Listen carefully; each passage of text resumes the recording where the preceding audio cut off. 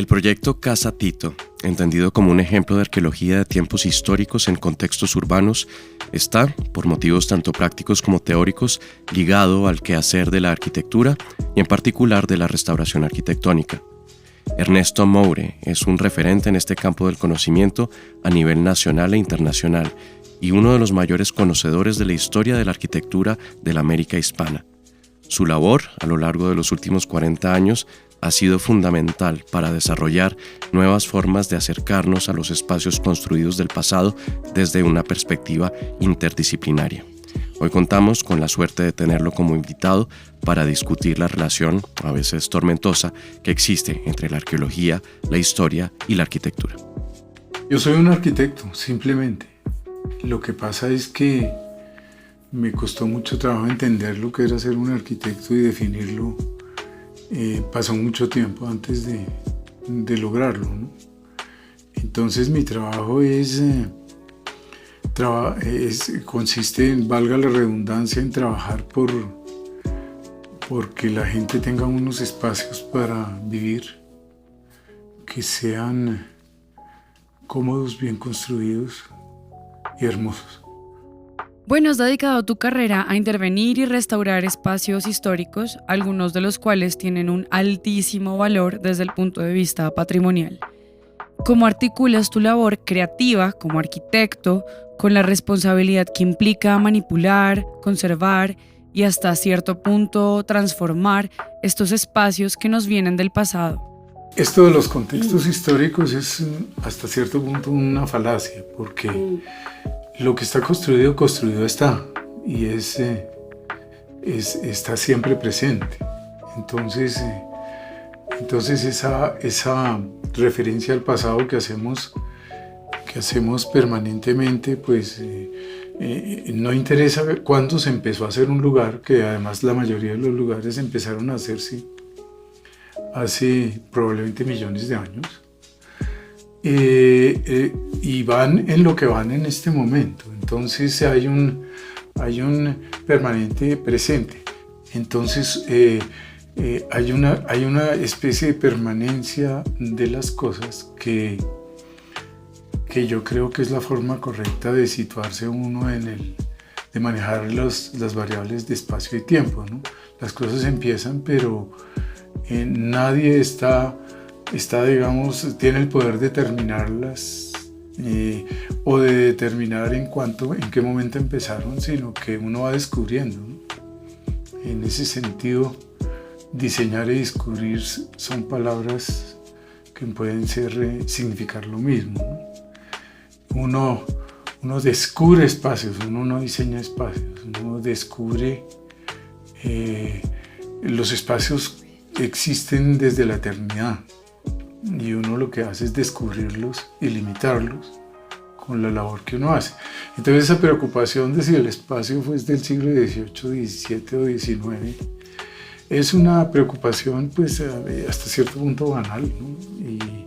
Y que no le aporta a uno mucho. Lo importante es qué calidad tiene y cómo me sirve, y si está bien hecho y si puede durar, etc. Esa es la parte que a uno como trabajador de espacios le interesa. Entonces yo creo que ahí quedamos ubicados y reconciliados entre el pasado, el presente y el futuro, ¿no? El problema es cuando empieza la vejez. Hace unos años, antes de la existencia del Ministerio de Cultura, cuando era Colcultura, iban a determinar que la vejez empezaba hace 100 años. O sea, que la arquitectura se consideraba vieja y adquiría su estatus de bien de interés cultural solo después de 100 años de existencia. O que tuviera 100 años, digamos, de vejez. Pero uno dice, ¿y por qué no 50? ¿Por qué no 60? ¿O por qué no 35? Por ejemplo, 35 y 5 días. Sí. Porque entonces ese problema de cuándo empieza un edificio a ser viejo, porque la mayoría de los edificios pues a uno le entregan un apartamento hoy y mañana ya tiene un día y pasado mañana tiene 2 y así sucesivamente, y dentro de 10 años ya tiene 10 años. Entonces determinar cuándo empieza a ser viejo es bastante difícil. O cuando entonces a uno le dicen, pero es que toda arquitectura pertenece a su tiempo. Sí, pero ¿cuál es el tiempo de toda arquitectura? Entonces hay una confusión y un juego que yo creo que en gran parte la responsabilidad de esa confusión hay que dársela a muchos teóricos que por acomodar su cuento histórico han construido una secuencia de pasado, de presente y de futuro que puede no ser válida, o que la misma realidad le indica a uno que no es necesariamente válida. Entonces, todo lo que me es contemporáneo es de mi época. O sea, todo lo que yo puedo tocar, sentir, y es de mi época independientemente de cuándo empezó. Desde luego que las cosas para que existan tienen que haber empezado antes de que yo las vea.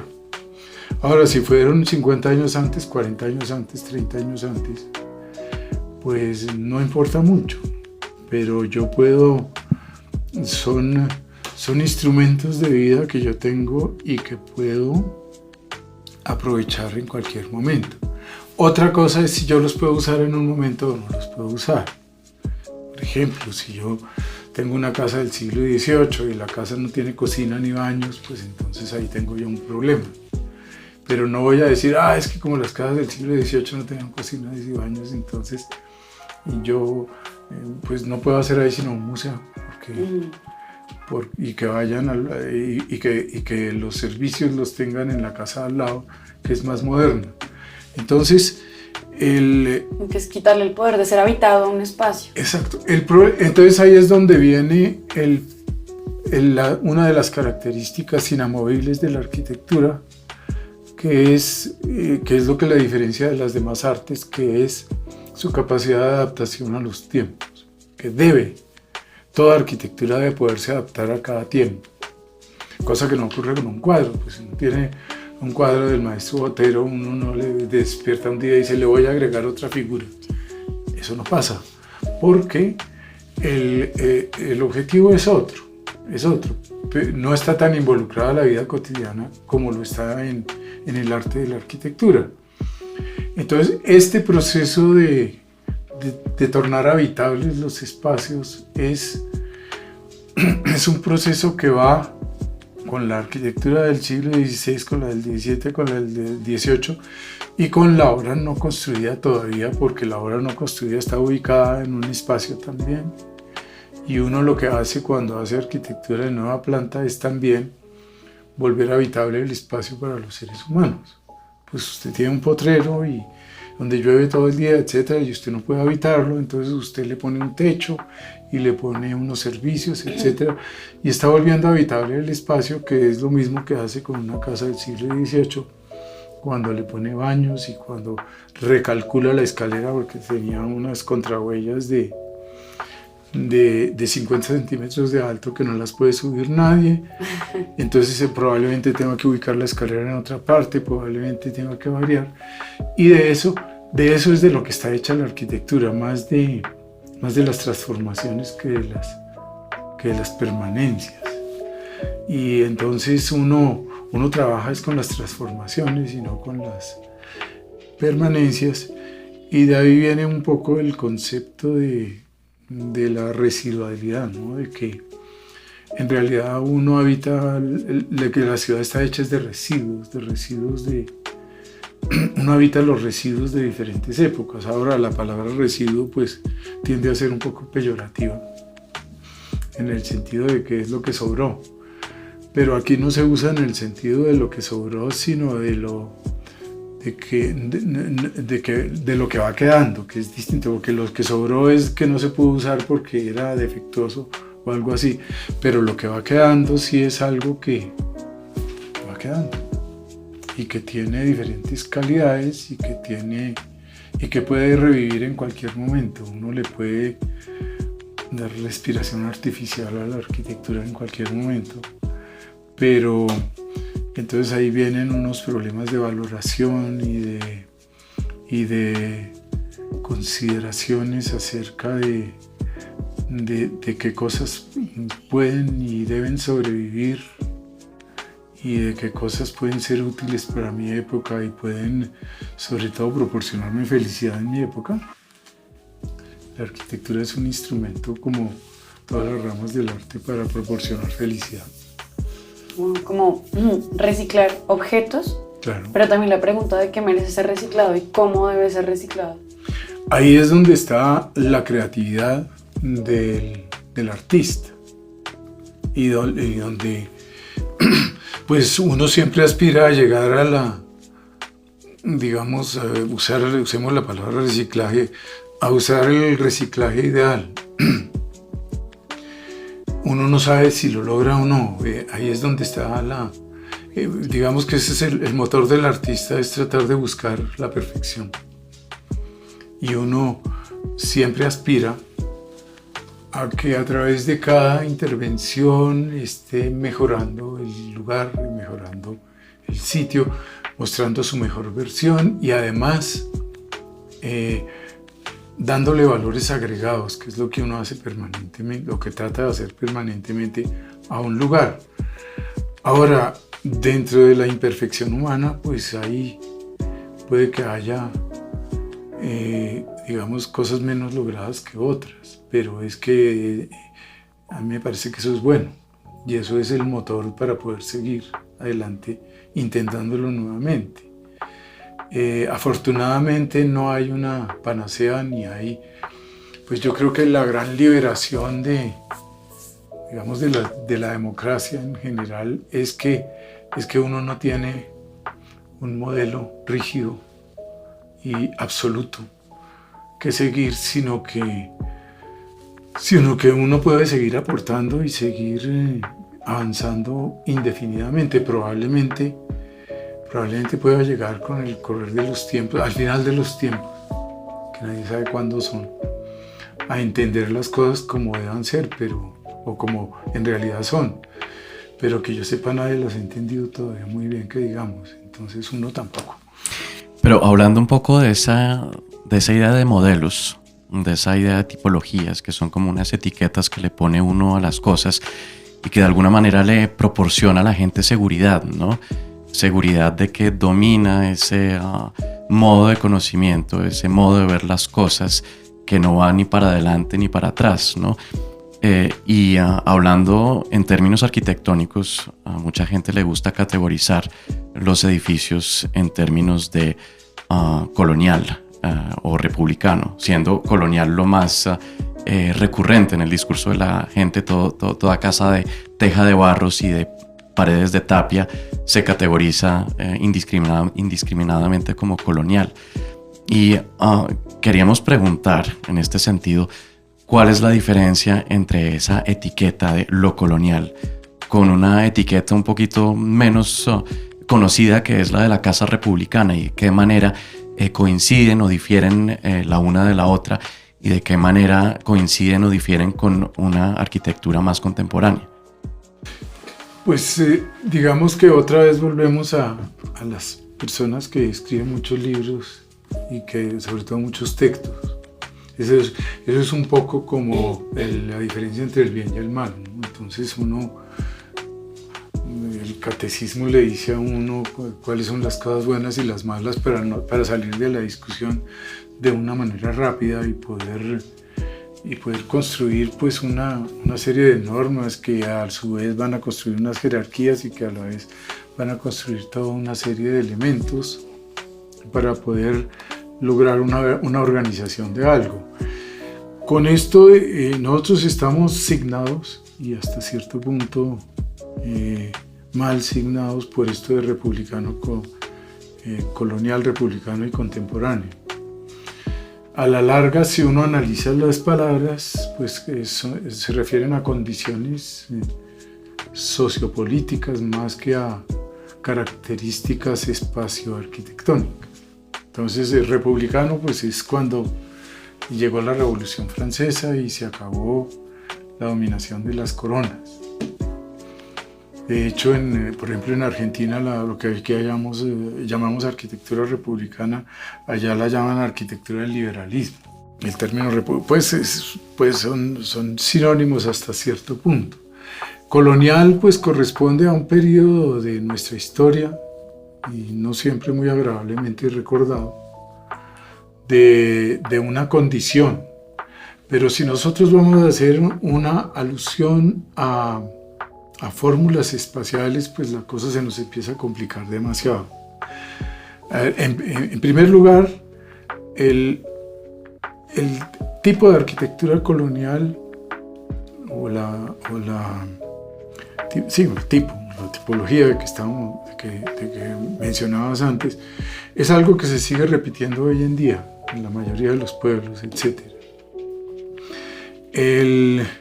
Entonces uno dice, ¿cómo hago yo para determinar cuándo se terminó la arquitectura colonial? Yo puedo determinar cuándo se terminó la colonia, pero no cuándo se terminó la arquitectura que yo bauticé como colonial.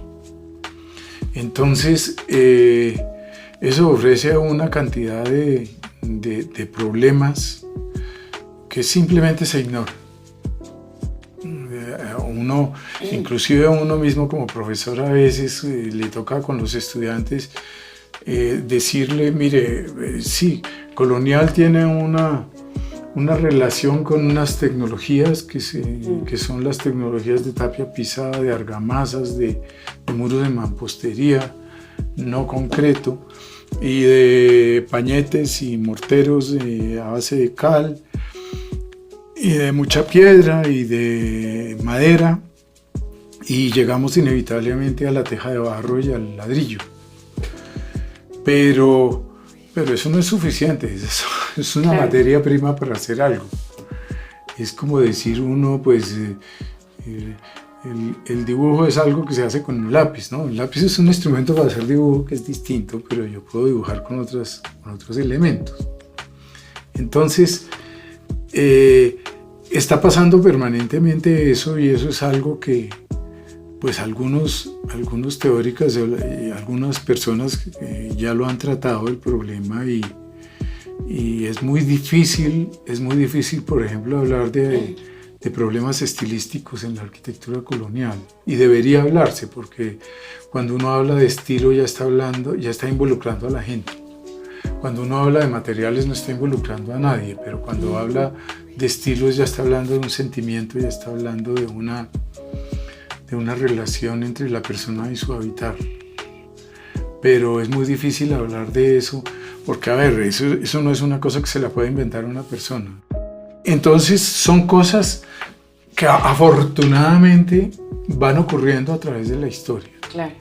Van ocurriendo, y que afortunadamente nadie es dueño de esas cosas. Entonces yo diría que con la arquitectura colonial pasa lo mismo. Hay una forma, cuando uno empieza a estudiar más bien unas formas de entender el mundo que se expresan a través de la arquitectura, entonces de pronto se está acercando a lo que es un modelo y una tipología colonial.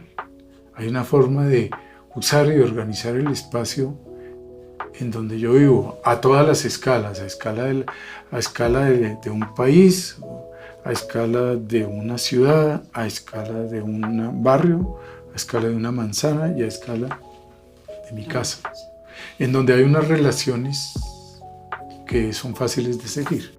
Me dejas pensando, Ernesto, en el caso de Casa Tito, ¿no? En esa interacción, en el caso de los materiales, ¿no? ¿Cómo categorizar Casa Tito?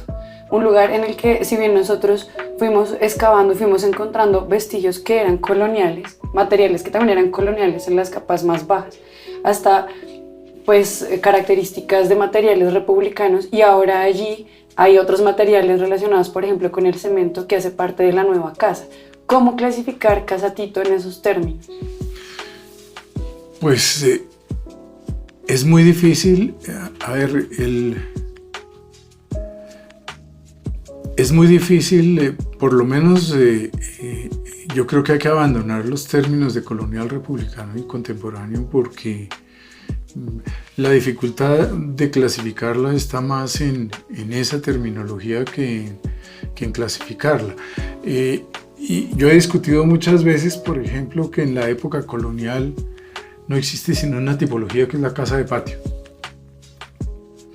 Que una vez esté a la izquierda, que otra vez a la derecha, que una vez en la mitad, que otra vez sea alargado, cuadrado. Esos son accidentes formales, no tipológicos, sino morfológicos. Entonces yo creo que en ese sentido a uno se le pueden aclarar las cosas. Una cosa es la clasificación tipológica, que es una casa de patio, de una secuencia de patios. Y ya la clasificación morfológica ya se vuelve mucho más compleja, sobre todo que nosotros pertenecemos a una cultura tremendamente formalista.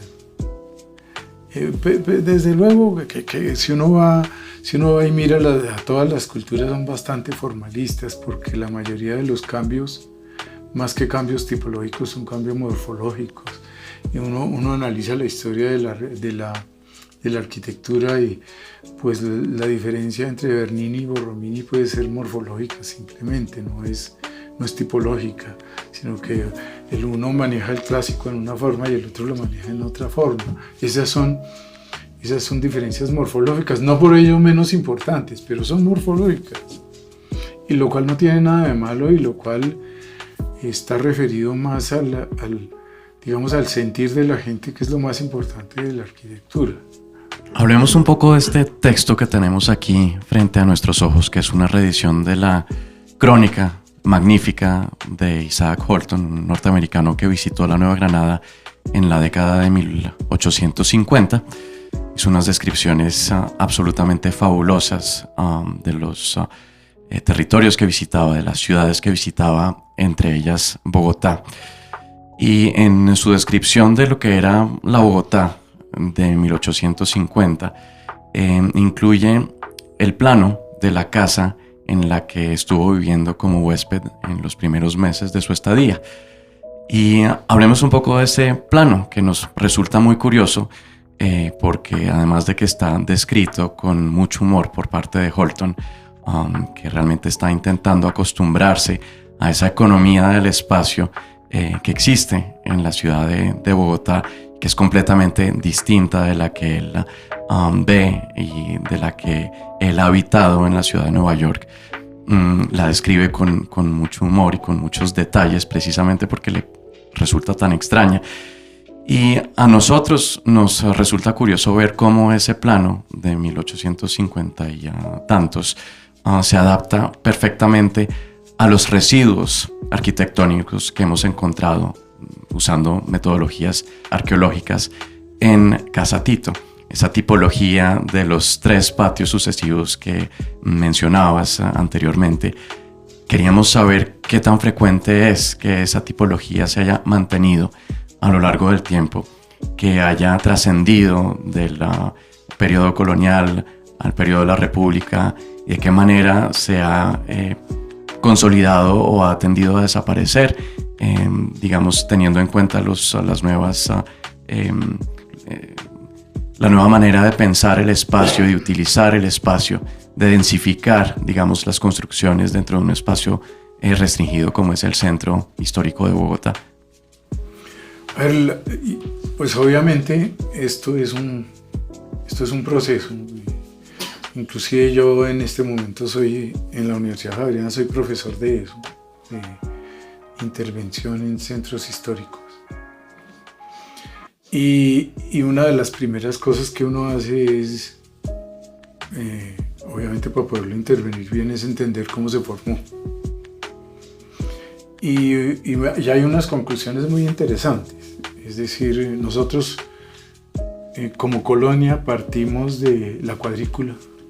La cuadrícula, un espacio totalmente ajedrezado, que inclusive uno lo ve en Bogotá, en el centro fundacional, y aunque el terreno sea inclinado, las manzanas son totalmente cuadradas, que eso, entonces la calle va haciendo y se vuelve escaleras, en las partes más inclinadas se volvían escaleras, pero no importaba.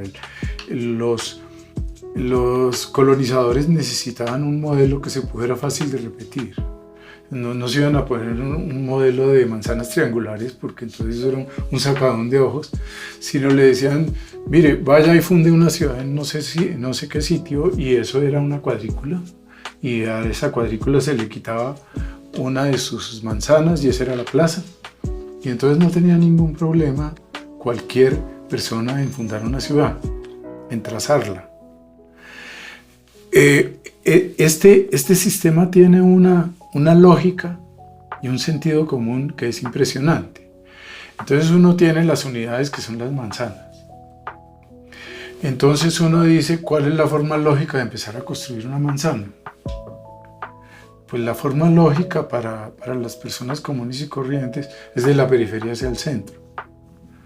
¿Por qué? Porque yo estoy al lado del camino y al lado del camino tengo una casa y voy penetrando, voy conquistando el espacio del centro de la manzana. Hoy en día a muchos arquitectos se les ocurrirá, no, es mejor poner un volumen en la mitad de la manzana, pero eso ya es un pensamiento bastante sofisticado y bastante, digamos, entendiéndolo bien la palabra en su significado, bastante amanerado, que está ya usando maneras. Pero si uno está en el problema de ocupar una ciudad y a uno le dicen, esta es su manzana, empieza digamos, las manzanas se podían dividir en 4. Entonces decían, este es su cuarto de manzana, empieza a construir. Entonces, ¿usted por dónde empieza? Lo más probable es que empiece por el borde y que empiece por una esquina.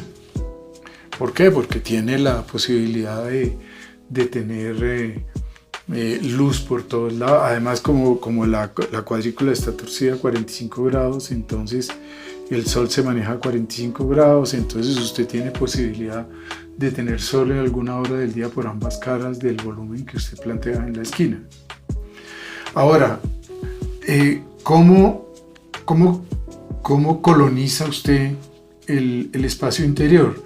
Pues usted hace un primer volumen y lo más probable es que haga un segundo volumen a cierta distancia del primer volumen. Y esos dos volúmenes tienen la gran ventaja de tener doble fachada. Tienen una fachada, el primero tiene una fachada hacia la calle y otra fachada hacia el primer patio. El segundo tiene una fachada hacia ese primer patio y una fachada hacia el interior de la manzana que todavía no he conquistado. Entonces, ese es mi primer planteamiento. Ahora, si después mi familia sigue creciendo y yo tengo unos negocios muy prósperos, etcétera, ¿yo qué hago?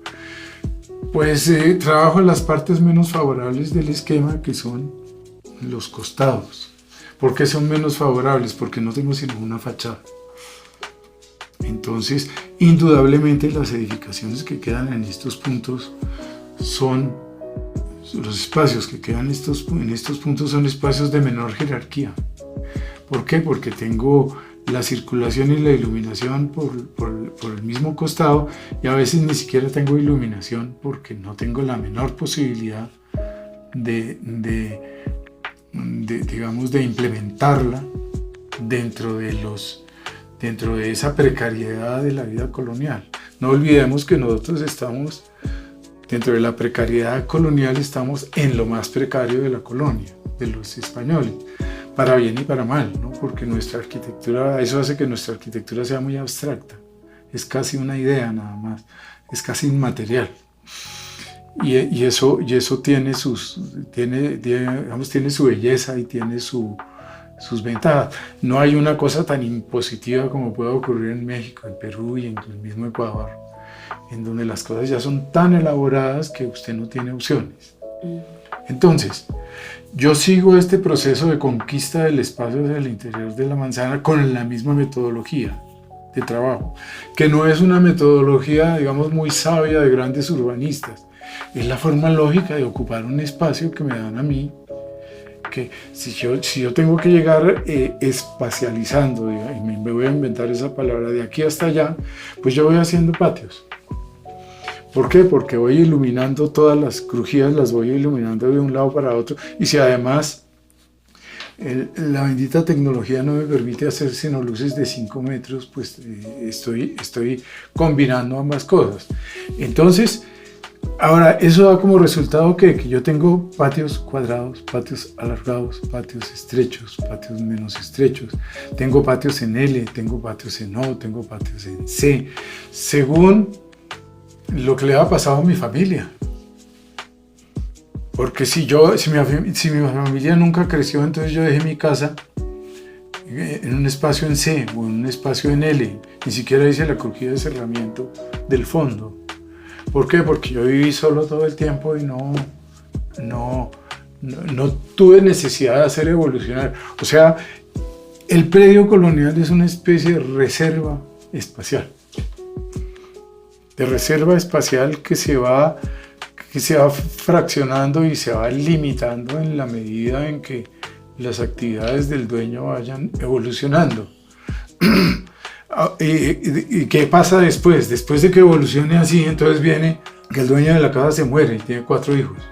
Entonces, ¿qué va a hacer con la casa? Pues vamos a dividirla como un queso, en cuatro tajadas, y ese es el origen del predio alargado, con la secuencia de patios alargados. Entonces uno pasa un muro por la mitad, en este caso, y sale el predio alargado y la casa de patios interminables, que ocurre más obviamente en la República, porque en la República es cuando ya, digamos, las primeras generaciones han dejado de vivir y han dejado sus herencias. Entonces, ahora, hay un ritual de todas maneras, porque uno diría, no, esto es simplemente una cuestión de funcionalidad. No, hay un ritual. El primer volumen siempre es ritual. Hay un ritual que está compuesto por unos espacios que son fijos, que son el zaguán. El zaguán es un túnel por el que uno pasa de la calle, que es un espacio público, al patio, que es un espacio privado.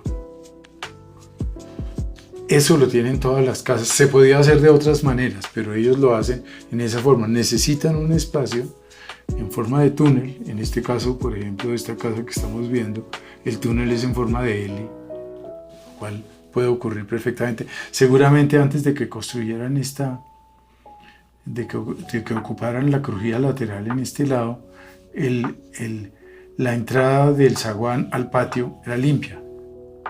Pero como ellos no tienen ningún perjuicio formal, pues cerraron el patio aquí y entonces el zaguán quedó en L. Pero es que ellos no tienen perjuicios formales, los perjuicios formales son profesionales. Son los que nosotros, los arquitectos, tenemos un costal de perjuicios formales y diseñamos con ese costal. Entonces, pero bueno, esto para ellos no es ningún perjuicio, pues tranquilamente el zaguán da la vuelta y llega al patio. Este primer espacio es sagrado, es el salón de la casa, para la casa de un piso. Es el sitio donde están todas las visitas, donde está el piano, donde está la reunión de los vecinos, donde ocurre la vida.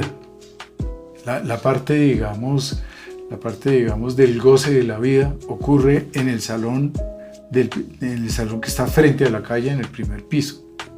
En las casas de 2 pisos, este salón se traslada al segundo piso y es el gran salón de la ceremonia y el único que tiene un uso fijo, que es el salón, la sala de visitas, de recreación, donde está el piano, donde recitan, donde hacen todo y tiene pegado al salón, tiene pegado la alcoba principal. Pero puede no ser alcoba principal, pero tienen las principales alcobas pegadas al salón, que eso viene además de un modelo medieval que era el salón de la corona, el salón donde el rey impartía justicia, la habitación de la reina y la habitación del rey. Y hacia la plaza un balcón donde se veía que el rey iba a pasar a visitar a la reina, para que constara. Es un ceremonial bien interesante. A nosotros nos quedan algunos vestigios de eso, algunos vestigios de que el salón principal siempre tiene pegado una habitación que puede ser la principal. ¿El resto qué es? El resto es pues los espacios que se van acumulando alrededor de los patios a través de los tiempos. Yo diría que yo veo así, con un análisis formal de esta casa, yo veo lo que ya les dije antes, que esto es un taco metido en algún momento de la evolución de la casa, probablemente en el siglo XVII o en el XVIII mismo. Esto seguramente puede ser lo mismo, que la casa funcionaba limpiamente con este volumen y estos dos volúmenes, y que después se fue rellenando. Aquí rellenaron en un costado, pero no alcanzaron a rellenar el otro, cuando ya pasó algo que hizo que esa casa parara ahí su desarrollo. Y estos espacios hacia atrás, los patios hacia atrás, son muy interesantes porque son cada vez menos privados. Son la relación de estos con sus vecinos, es donde se tiene animales, donde se puede tener sembrados, donde se puede, inclusive a veces aquí aparece en este esquema cerrado con muros, pero es que esto ya es un esquema del siglo XIX, pero podía haber apenas unas cercas o algo así y compartir el espacio de los animales con los vecinos. Y llegamos a lo que se llama la vida de los centros de manzana, que tanta falta le hace hoy a un centro histórico.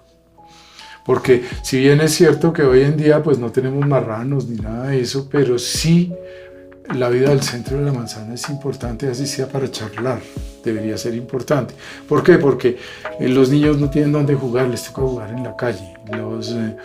Uno no tiene dónde reunirse, uno no tiene dónde salir a tomar el sol, uno no tiene nada, le toca caminar 5 cuadras para ir a un parque, o le toca coger un bus para ir al Parque del Salitre, a poder tomar un poco el sol. Este problema no lo tenían porque tenían un centro de manzana que era para actividades diversas, de tipo recreativo y de tipo supervivencia. Al principio supervivencia, y a medida que va pasando el tiempo, menos recreativo, más recreativo y menos supervivencia. ¿Por qué? Porque a la ciudad le empiezan a salir espacios más especializados empieza a aparecer la fábrica, le empieza a aparecer el centro comercial, la gente empieza a trabajar fuera de la casa. Y entonces hay una cantidad de espacios que le sobran a las casas, que antes eran necesarios que fueran muy grandes, pero después ya no es necesario que sean tan grandes, pero eso simultáneamente viene con la subdivisión de los espacios. Ahora, ¿qué carácter tenían esos patios? El primer patio es un patio también ceremonial, aunque es un patio de labores, pero es un patio generalmente de zona dura. Es un patio donde se tienen los caballos, donde hacen todo el intercambio de preparación para salir a la calle, los dueños de casa, etc. Entonces generalmente es un patio empedrado, inicialmente. Los demás patios son patios, son al aire libre, son puro intemperie, son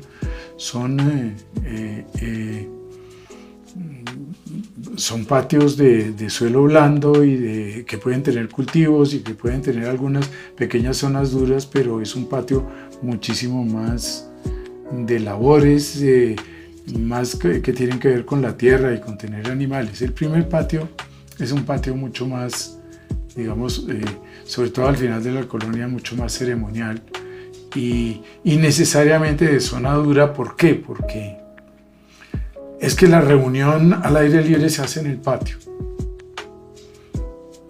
No hay otra alternativa porque los salones son muy estrechos. Cuando en la colonia irrumpe el jardín, hay un gran problema y es que se quedaron sin un sitio abierto donde reunirse.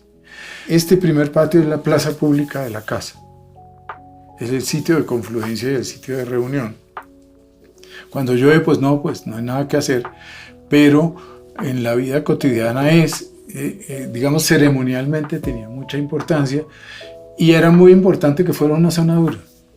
Por esa razón, porque ahí era un sitio pensado para que la gente se reuniera ahí, para el momento de eventos al aire libre.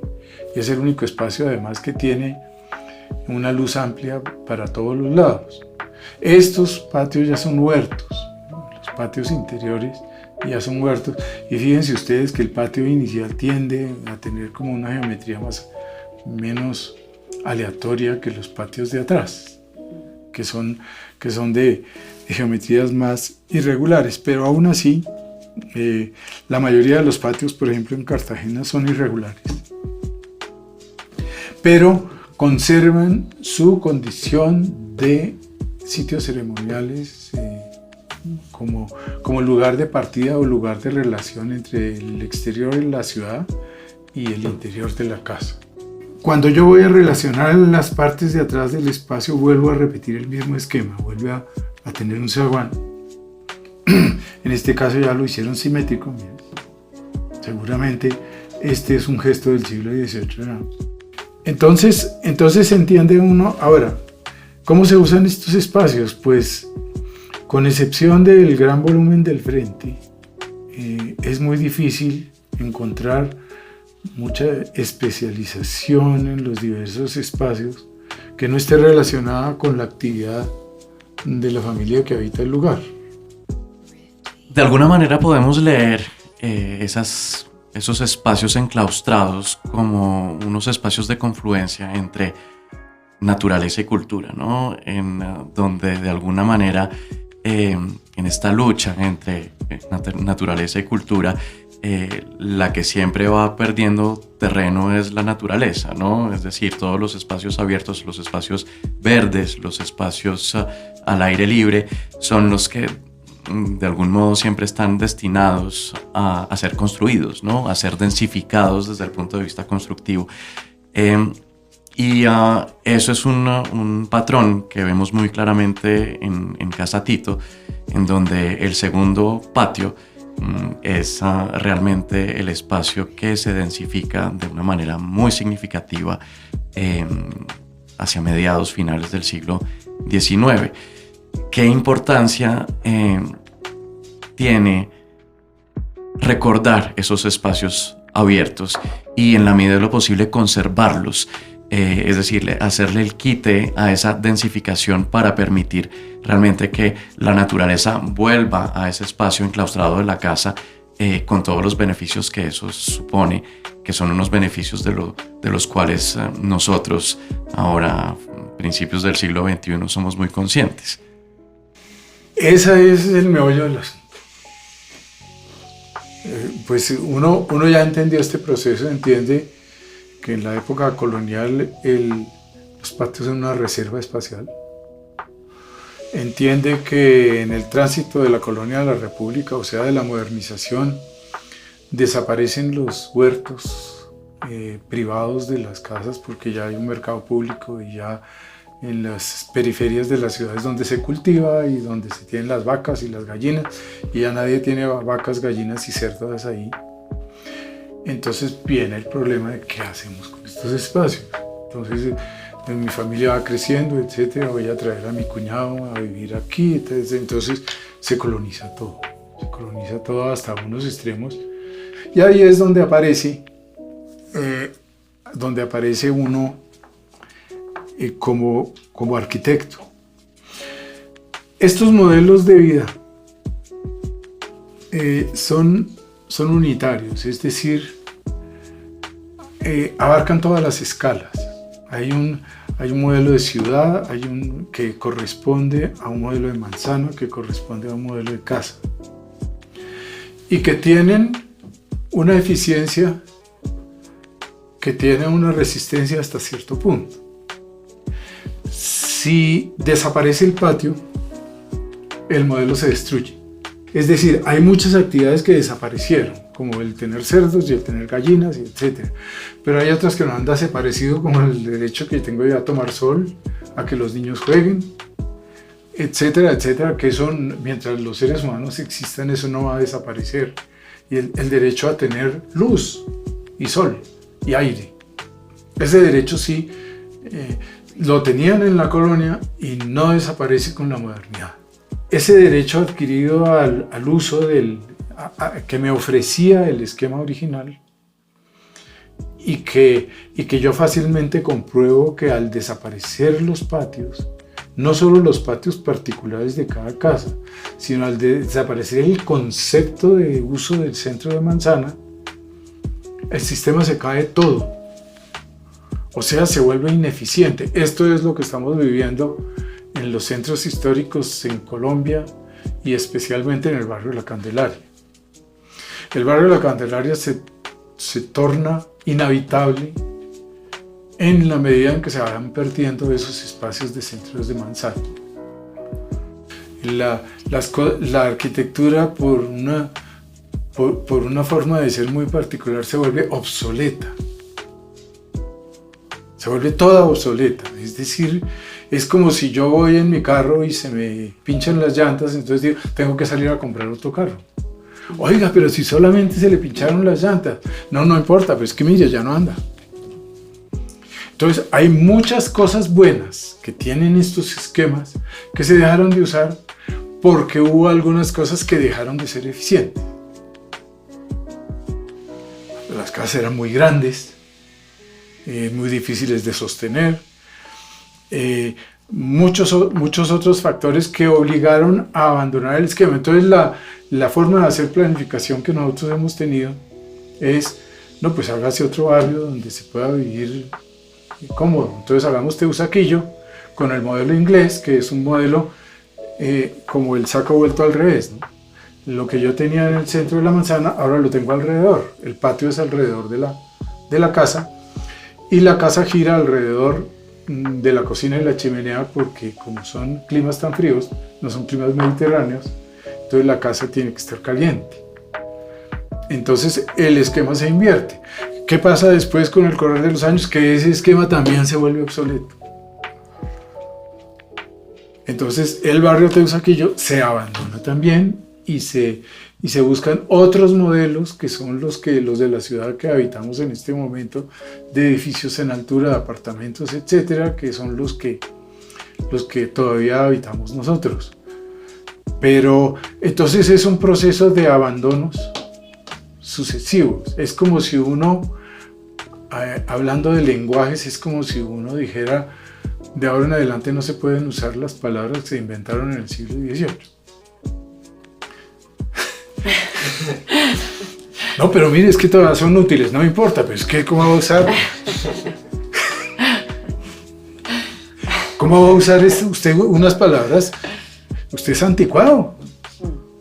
Porque, por ejemplo, la palabra espacio se debió usar por primera vez, de pronto cuando en la arquitectura fueron conscientes del espacio es en el barroco. Entonces, un momento, usted está usando una terminología que ya tiene 200, 300 años de antigüedad, evolucione. Entonces el problema es qué va quedando y qué se va transformando, qué sirve de lo que va quedando y qué no sirve, sobre todo hablando así en términos directos y fríos. ¿Qué sirve de esto? ¿Qué sirve mejor que otras cosas que se hacen? Es que hoy en día es más eficiente para vivienda un barrio, o sería más eficiente para vivienda un barrio como La Candelaria que el barrio donde estamos ahora. Contempla mejores condiciones desde el punto de vista espacial, mejores condiciones humanas, es una mejor escala, la gente puede tomar sol, la gente, como las vías no pueden pasar buses, entonces todo es mucho más confortable. Lo que uno busca es confort, felicidad y comodidad. Es mucho más cómodo habitar una casa de estas. Ahora, que no tiene baños, pues le ponemos. Que las escaleras son muy mal, las rediseñamos y hasta le podemos poner por aquí un ascensor. ¿Por qué? Porque las alturas son de 6 metros y uno cuando ya tiene 70 años pues le duelen las rodillas, entonces necesita ascensor, le ponemos un ascensor. Pero lo bueno que tenga eso no hay que perderlo. Mire, ahora que está tan de moda lo ambiental, esta secuencia de patios es una maravilla desde el punto de vista ambiental, porque la diferencia de área de los patios, un patio estrecho succiona aire de un patio ancho. Entonces aquí hay, y sobre todo a través de la garganta del zaguán. Entonces usted está permanentemente haciendo efecto buitrón entre patios grandes y patios pequeños, y lo mismo en los espacios de las escaleras, que son como grandes patios como grandes buitrones verticales. Por eso es que en Cartagena son tan grandes las escaleras, porque son torres de viento. Tocando un tema muy importante y es el de la obsolencia, ¿no? La obsolencia que de una u otra manera siempre deja rastro. Y de la misma manera que estábamos explorando este tema de la arquitectura residual, podemos pensar en ese contacto tan interesante que tiene este tipo de arquitectura, este tipo de arquitectura de restauración con el trabajo que hacemos nosotros los arqueólogos, desde una perspectiva que es a la vez muy similar y muy distinta, ¿no? Ernesto, nosotros llevamos años trabajando juntos en espacios muy distintos, desde espacios domésticos hasta espacios rituales como la iglesia de San Ignacio. ¿Cuál ha sido tu experiencia trabajando con arqueólogos especializados en periodos históricos? De la misma manera en que nosotros hemos aprendido tanto de ti a la hora de leer un edificio, bien sea un edificio de pie como una ruina o un vestigio arquitectónico que se lee en términos, por ejemplo, de cimientos y de muros caídos. ¿Cuál ha sido tu experiencia trabajando con arqueólogos y qué has aprendido tú de nosotros? Pues cosas muy importantes, porque hay muchas cosas cuando uno empieza a trabajar un lugar de estos. Hay muchas cosas que se ven y que uno puede deducir de lo que ve. Pero muchas veces hay información muy valiosa que no se ve. Uno trata de descubrir, o por lo menos esa es una metodología de trabajo que a mí me parece muy lógica, que uno trata de buscar en toda edificación su momento de máximo esplendor. Su momento de máximo esplendor no es lo que más me guste, sino es el momento en que su desarrollo ha sido más armonioso y funciona mejor.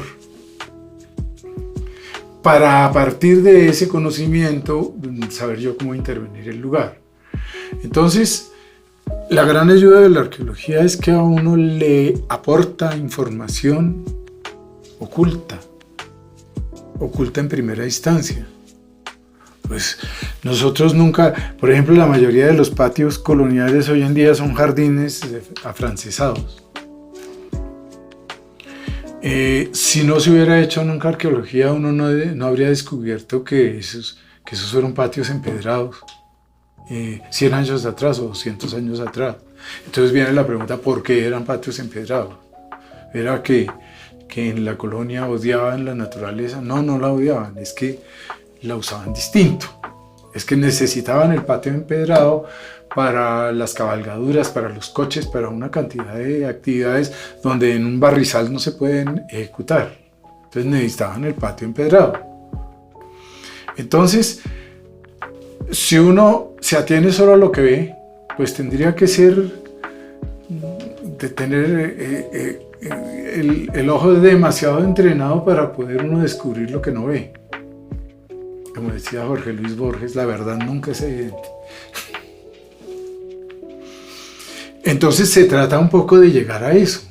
Se trata un poco de llegar a entender el lugar, y para entender el lugar no me basta a mí lo que veo, sino necesito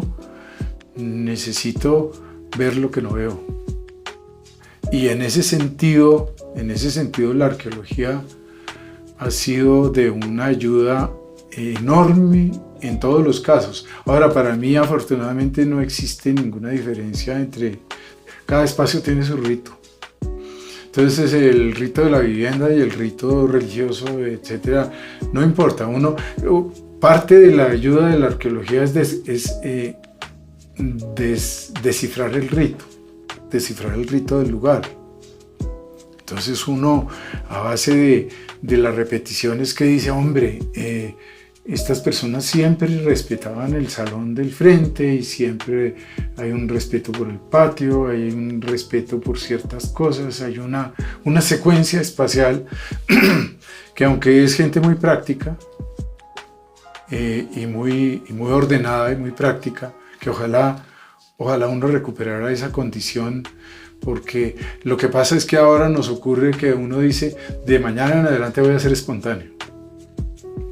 Entonces eso es como difícil porque ya lo planifiqué, o sea, ya no soy espontáneo.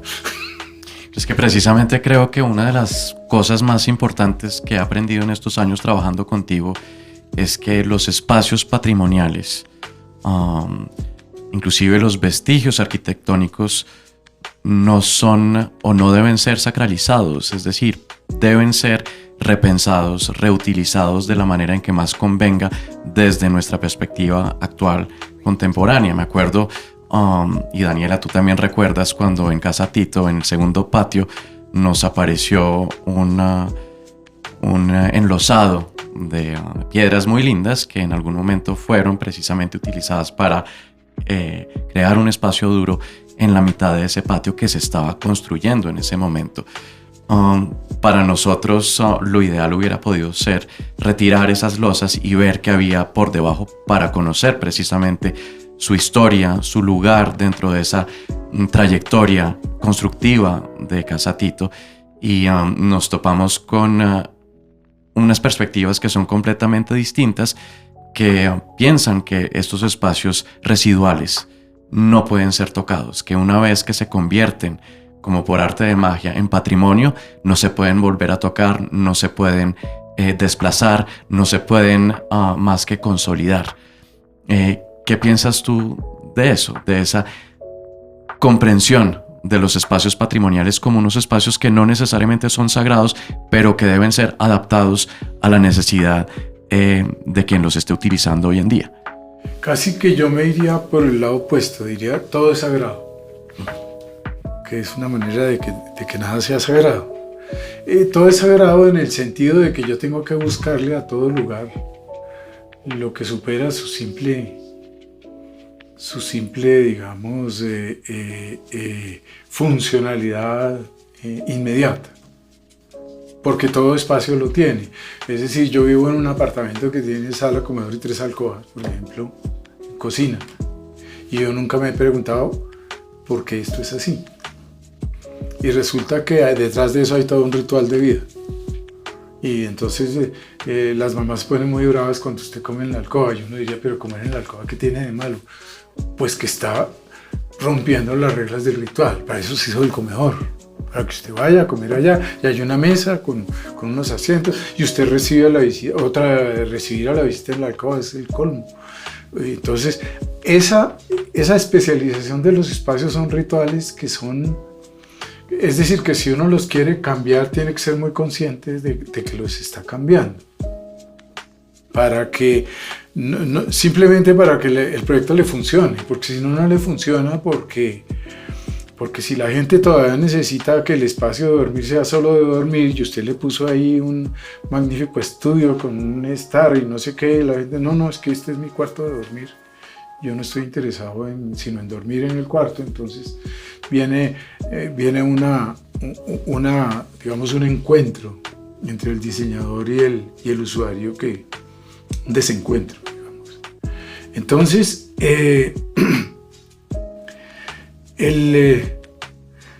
digamos, uno tiene que ser consciente. Sobre todo hay un punto de partida que es muy interesante, y es que cualquier intervención que uno le haga a un lugar vuelve nuevo el lugar. O sea, uno no hace regresiones al pasado. Eso es una mentira. Eso que a uno le dice, porque a mí, por ejemplo, con las intervenciones de San Ignacio me preguntaban, pero ¿y usted cómo sabe que San Ignacio era así en el siglo XVIII? Ni lo sé ni puedo saberlo. Tocaría coger una ouija y llamar a un espíritu y decirle, mire, visite San Ignacio y dígame si así era. ¿Por qué? Porque yo hago interpretación de los hallazgos que encuentro, y hago una interpretación no según mi gusto personal, sino según los valores objetivos que yo creo que cuál es el mejor valor que yo puedo poner en evidencia aquí. Yo trabajo para que la gente lo disfrute y no lo pierda. Yo hago el descubrimiento de un valor y digo, a mí no me importa que haya debajo o que haya al lado. Este valor que yo he descubierto, necesito que la persona lo disfrute. Entonces, en ese caso, yo dejé de excavar. No voy a ver qué hay debajo. ¿Por qué? Porque voy a destruir lo que acabo de hallar. Y yo no... reemplazar un dolor por otro dolor. No se trata un poco de eso, es el goce. Pues yo encontré una cosa que era muy agradable y digo, esto lo voy a conservar. Esto es un valor agregado para lo que pudo haber aquí originalmente.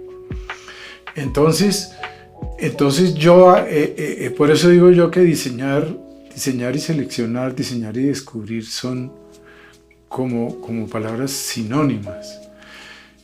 Hay un descubrimiento que yo hago y que necesito usarlo tal y como lo encuentro. Pues si yo encuentro unas losas del piso y yo al principio veo a ver si las puedo desmontar, pero resulta que no las puedo desmontar porque al desmontarlas las voy a destruir. Entonces digo, listo, esto se quedó aquí, hasta aquí excavo. ¿Por qué? Porque las voy a romper cuando las vaya a desmontar, entonces prefiero no saber qué hay debajo, que seguramente hay algo además. Pero es decir, esto nos exime a nosotros de que a uno lo acusan. Una de las acusaciones es que uno siempre prefiere el pasado al presente, o que uno es una especie de cultor y escultor de la arquitectura colonial, y que cuanto más viejo es más valioso y que cuanto más nuevo es menos valioso, lo cual son falacias y son inexactitudes. Entonces esa recreación que uno hace del lugar, o creación, llamémosla, porque en realidad o todo es recreación o todo es creación, llamémoslo, uno hace los instrumentos para crear en el lugar, son los hallazgos que uno hace del lugar. Y el suplir las necesidades que la gente tiene en ese momento. Pero las cosas deben poder evolucionar y marchar en todo momento, y uno no es simplemente un buscador de... Ahí hay otra palabra mágica que es la originalidad. O la autenticidad. Sí, entonces todo es original y todo es auténtico. ¿Por qué? Porque todo es auténtico y es original. Entonces, no, pero es que este piso no es original. Claro que es original, lo que pasa es que es original de otra época. Y el piso que yo voy a hacer también es original. Claro. Entonces estamos mezclando originalidades y mezclando autenticidades. Lo interesante es, hay un problema, hay un concepto que yo uso mucho, que lo introdujo en la arquitectura la Bauhaus, tampoco todo va a ser malo, que se llama el concepto de composición. Lo que uno tiene que hacer en la ciudad y en la arquitectura es una composición del pasado con el presente, composición de un espacio con otro. Formar una composición quiere decir formar una armonía, formar un goce del lugar. Entonces, esa sí es una obligación. Yo puedo conservar un sitio, pero tengo que hacer composición con todo lo demás que voy a hacer, tanto con lo nuevo que haga como con lo que había antes. Y ahí es donde yo tengo que arreglármelas para ver cómo relaciono las cosas para que no quede, para que quede ligado si debe estar ligado y su funcionalidad esté en el tope, al máximo de lo que ese sitio pueda ofrecer. Entonces, ese concepto de que uno como trabajador de patrimonio lo que está buscando es el origen de las cosas, pues entonces nos tocaría poner unas chozas, quién sabe cómo, en ese sitio. 12 chozas. De paja. Porque seguramente en la iglesia de San Ignacio, en la Manzana, hubo ahí un caserío y una empalizada, seguramente con unos bohíos. Claro. Seguramente. Que eso lo sabemos arqueológicamente, efectivamente, ese fue el caso. Entonces, si voy a ser original, entonces, necesito un estudio que me diga en dónde estaban las huellas de poste, sí. Pero de todas maneras todavía hay algo atrás. Ese es el problema. El problema es que Vamos a reconstruir Bogotá yo hago eso, del Pleistoceno. Exacto. Entonces resulta que eso era... Resulta que eso era hierbita. Claro. Esa era la originalidad del sitio. Entonces no tengo que hacer nada, listo. Siembren un líquen.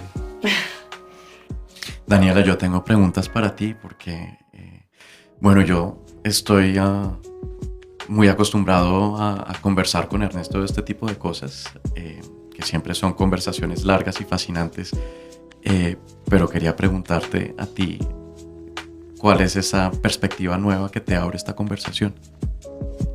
Bueno, yo la verdad es que tengo como una lista en la cabeza de preguntas que me han surgido sobre los patios, sobre esa interacción como de naturaleza-cultura, en el caso de los patios y la restauración. Y yo, pues que trabajo con arqueobotánico, me ha gustado tanto la arqueobotánica, tomar la decisión de dejar un patio siendo arquitecto cuando los vestigios arqueológicos relacionados con la botánica siempre han sido tan difíciles de interpretar o tan difíciles de reconocer. Me genera una inquietud muy grande y me gusta mucho pensar en qué pasaría si nosotros supiéramos qué había en ese patio, qué se cultivaba en ese patio y ver esa función y ver cuando tú dices el tema de rescatar, de revivir, de ver qué era lo importante y la función que tenía.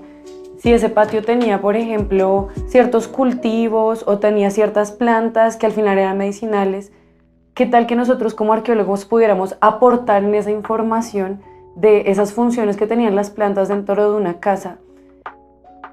¿Tú crees que habría posibilidades en términos, digamos que, de revivir un patio, volver a cultivar ese tipo de plantas en esos mismos espacios?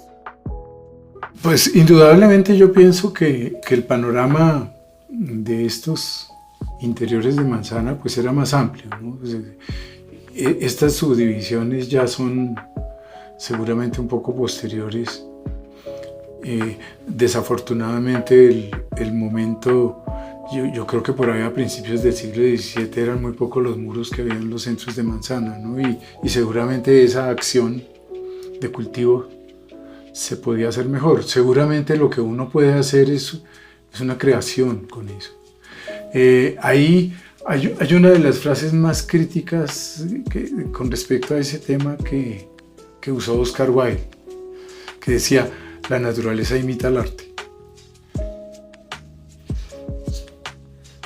O sea, es tan, digamos, si el arte es la perfección, la naturaleza es lo que imita al arte.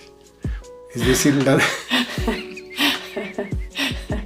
No sé qué pensar, yo no sé qué pensar. ¿no? Es decir, cuando uno descubre lo que eran estos sitios y en cierta forma la posible vida paradisíaca que se podía llevar ahí, y además si uno lo mezcla con la tecnología actual, uno dice: no, es que vivir allá debería ser una maravilla, porque se acaban todas las limitantes tecnológicas que uno hoy en día sentiría, porque uno necesita de muchas cosas hoy. En esa época las personas que vivían ahí no lo necesitaban. Pero la posibilidad de tener uno otra vez una vida a la que nos hemos visto obligados a renunciar. Por mandato yo no sé de quién. Un día cuando uno nació le dijeron: no, es que usted ya no puede vivir así. Pues en el Japón hacen sembrados en cualquier veredita, en cualquier sitio que tienen a disposición, siembran lo que sea. Entonces, si yo creo firmemente en la reversión de los procesos en la Candelaria. Creo que la única posibilidad en la Candelaria es la reversión de los procesos. Pero ¿cómo va a demoler edificios de 6 pisos que ya tienen hechos ahí? Sí, pero son edificios, yo no sé si serán bonitos o feos, buenos o malos, en realidad están muy bien hechos, pero no concuerdan con el lugar. Con la forma en que se ha habitado ese lugar. Exacto. Como el espíritu del lugar. No concuerdan, es decir, el lugar estaba organizado en una forma Hay un estudiante de tesis en este momento que usa una palabra que es muy clave, que es la palabra intruso. Un edificio intruso. Puede que sea muy bello, pero es un intruso. Sí. Entonces sale uno del problema de bonito, feo, bueno o malo. Es un intruso. Y entonces, ¿para qué voy a analizar al intruso? Es obvio que tiene otras reglas del juego. Está usando otras reglas del juego en un sitio cuyas reglas del juego están muy claras. Que irrumpen con las relaciones sociales que teje esta arquitectura. Obviamente, en eso consiste la definición de intruso, creo que es eso. Es una persona que va a tirarse la fiesta. Sí, para mí intruso es alguien que domestica. Bueno, la domesticación siempre implica algo de fuerza, ¿no? Pero es que además de domesticar, canibaliza, ¿no? Es algo muy es algo muy salvaje. Y a mí, digamos, toda esta historia me habla de una domesticación muy salvaje. Es un oxímoron.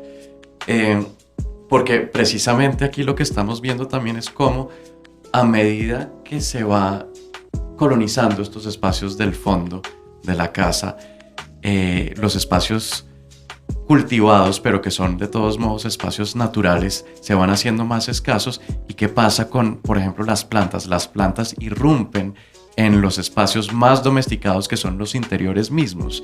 Entonces, para ese periodo es cuando comenzamos a ver, por ejemplo, que existen plantas en la sala de la casa.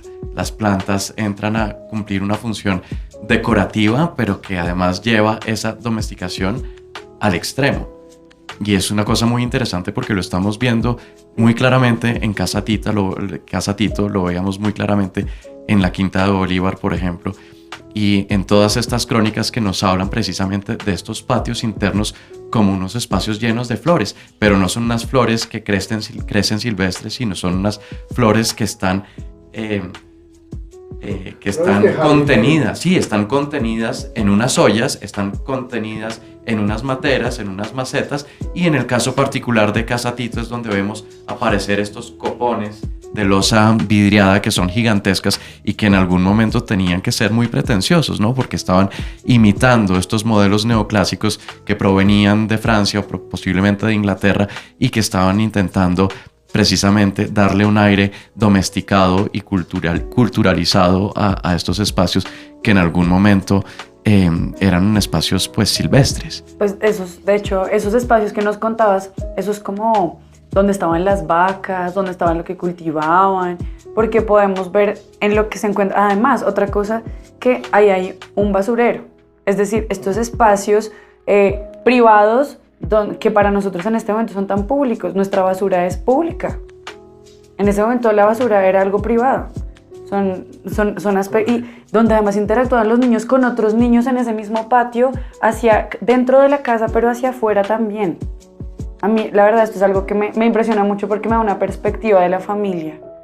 Huele y percibe la vida familiar en estos lugares, cosa que en muy pocos sitios pasa en la arquitectura. Uno puede encontrarse edificios muy bellos realmente, pero la parte de la vida es algo un poquito marginal. De hecho, en este momento están de moda los jardines colgantes y los balcones con jardines y con riego. Los techos verdes. Los techos verdes. El cardenal tiene frente a San Ignacio y mandó a hacer un techo verde en todo el Palacio Cardenalicio. Y uno dice, hombre, ¿y por qué no tratamos de jalarle de verdad? Es que ahí es donde viene la sabiduría de la naturaleza imita al arte, porque lo más perfecto que hay el arte es lo más perfecto que hay y la naturaleza es lo que más se le acerca. Ese es el sentido que tiene la afirmación de la naturaleza imita al arte. Que además puede ser una naturaleza manipulada precisamente para esos propósitos artísticos que traen bienestar, ¿no? Me imagino que en su época de gloria el jardín afrancesado de Casa Tito, que es uno de los vestigios o probablemente el vestigio más interesante que ya hemos encontrado en esta investigación y que le da o que inspira este proyecto que estamos llevando a cabo ahora, debía ser un espacio tremendamente agradable apacible y muy acorde con lo que los habitantes de Casa Tito en ese entonces querían para su presente y para su futuro. Ahora, eso es el primer espacio que precisamente sucumbe ante el auge burgués constructivista, y no sé si constructivista sea la palabra adecuada ahora, pero ese auge de construcción y de densificación de los espacios precisamente para hacerlos más productivos desde una perspectiva de finca raíz. Sí, ese es el drama. Ahora, ¿qué es lo que pasa hoy en día? Que el suelo vale más que la arquitectura construida. Mientras ese vale, tal vez hay algunos sitios en el mundo, el centro de Londres o el centro de Nueva York, donde ya no es así, donde lo construido tiene mucho valor y entonces usted no lo tumba, no puede tocarlo.